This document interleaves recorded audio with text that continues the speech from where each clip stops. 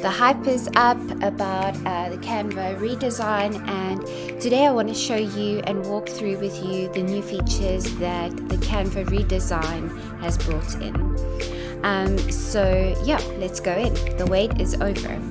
Work Redesigned, I don't know if you guys tuned in on Friday as they went live, but the new features that Canva offers is awesome. So feel free to go and watch the keynote. It's on YouTube. I'll put the link below in the description and you can see what the hype was about on Friday.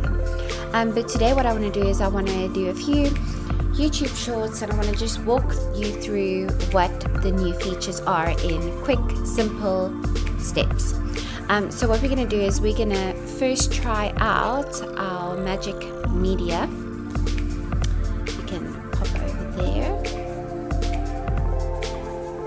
Okay, so just want to bring the screen in so you can see everything that is happening. Okay, so with the Magic Media, it takes you through the steps, but I'm just going to quickly walk you through it. We're going to click on the Elements tab and we are going to go down to the bottom and we're going to generate our own graphic.